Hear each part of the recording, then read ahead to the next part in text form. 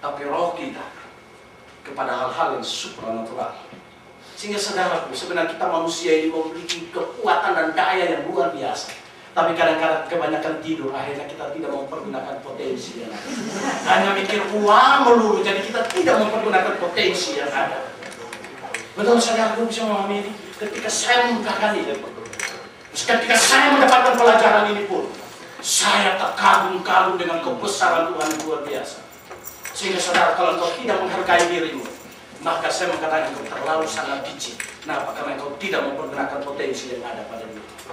Sehingga saya mengatakan, ketika kita katakan Allah tidak ada, maka saya mengatakan membuktikan Allah tidak ada itu memang sulit. Tapi membuktikan Allah tidak ada itu lebih sulit. Loh? Saya mengangkat satu cerita yang diceritakan oleh hamba Tuhan ini juga. Dikatakan begini, ada seorang mahasiswa yang luar biasa. Karena memang dia biasa di luar, gitu ya. Nah biasa di kamar terus, gitu ya. Tapi pergaulannya luas, mahasiswa kan biasa begitu, ya. Eksperimen, research dan lain sebagainya. Dengan gagahnya, dia sombong luar biasa. Dan dia mengalami satu penyakit, di mana penyakit, kalau nggak salah penyakit kronis di dalamnya. Dia datang ke dokter, dan dokter katakan engkau pergi ke atas gunung.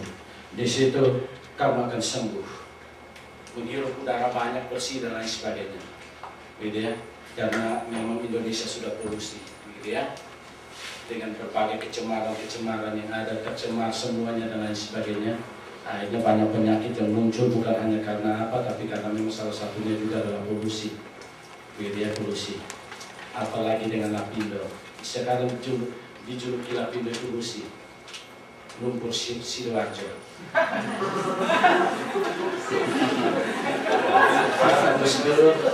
Kata Gus Dur, Lapindo itu jadi seperti itu, lumpur itu jadi seperti itu karena pertama dibor oleh Indo, yang kedua baru dibor oleh Abu Rizal Bakri. Maka meluap begitu luar biasa, gitu ya.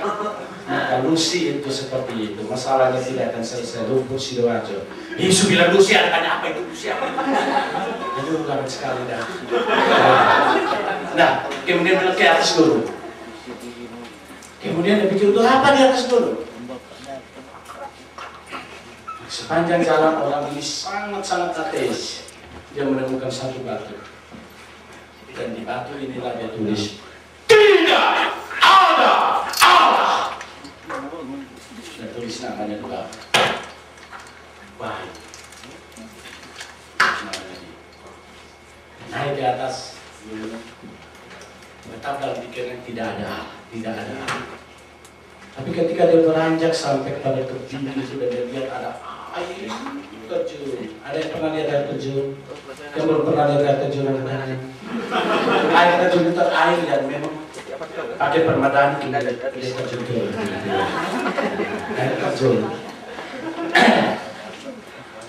Ketika dia melihat air terjun dari, kalau air terjun itu mengalir dari bawah atau dari atas?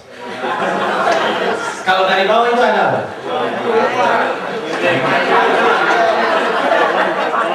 Bukan air mancur, air muncul. Ya. Air muncul. Nah, ketika dia melihat air ini mulai mengalir, kemudian dia berpikir, kenapa air harus mengalir dari atas sana, daratan sana, begitu kan? Dia berpikir, seorang manusia mulai menimbulkan pertanyaan-pertanyaan. Kenapa harus dari atas? Kenapa nggak dari bawah? Ya. Saya pernah kapok dengan anaknya Bapak Pendeta Leksi di Bantul. Kami bawa dia jalan-jalan ke air terjun. Dia tanyakan, kenapa air itu cair?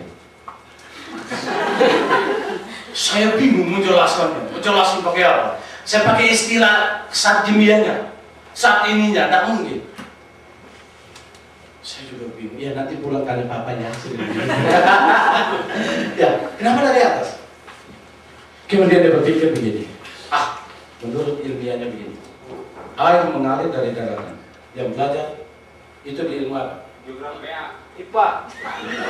Makanya orang IPA kadang-kadang sangat bangga. Dia, saya bukan orang IPA. Saya orang bahasa. Tapi sampai saat ini bahasanya kan kepayahan, gitu ya. Dari atas ke bawah. Kemudian pasti ujungnya ke laut. Betul. Kalau nggak ke laut itu air kesasar. Ya, ke laut. Sampai di laut ada terik matahari. Itu kan metode ilmiah begitu ya manusia. Ada matahari. Mendidih air itu, uapnya naik. Kalau yang tidak lulus IPA, ya, naik. Kemudian dia ketiup angin, gitu. Di situ jadi embun. Embun lagi awan. Nah, jadi awan. Mendung hitam pekat. Kemudian turunlah hujan. Turunlah hujan, bukan turun air, bro. Turun memang air itu hujan. Hujan itu air. Saya sulit lagi ya. Turun, begitu ya. Turun. Jadi sekaligus saya belajar ngajar rohani tapi belajar IPA. Nanti SPS IPA yang pakai begitu ya. Turun. Kemudian baru jadilah air, maka jadi mengalir. Dia metodenya seperti itu. Kemudian dia katakan, itulah jawabannya. Dia katakan dengan bangganya sama dulu. Tapi ada pertanyaan yang muncul lagi. Lah, kalau memang seperti itu, pertanyaannya kenapa seperti itu? Betul? Kenapa harus seperti itu? Nah, dia juga bilang, memang sudah seperti itu. Kenapa seperti itu lagi? Memang sudah seperti itu. Kamu bertanya, kenapa seperti itu? Memang sudah seperti itu. Kenapa? Ya sudah tidak lagi bisa menjawab itu. Betul? Belum puas, ya duduk lagi di situ. Kemudian dia tarik nafas. Coba semua tarik nafas. Hati-hati samping kiri kanan. Nggak pakai tahu aja. Tarik nafas. Enak sekali.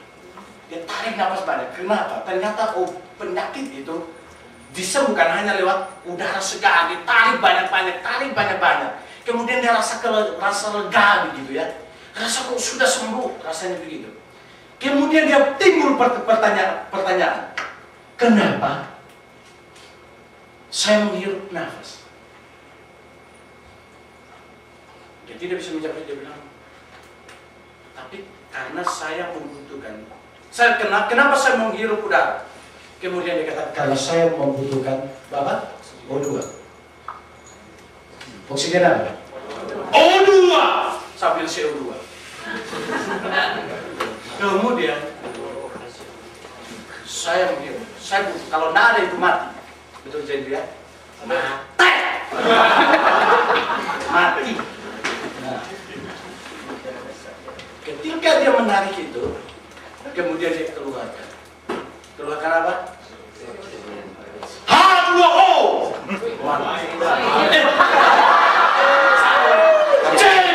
CO2. Saya yang salah kali ini.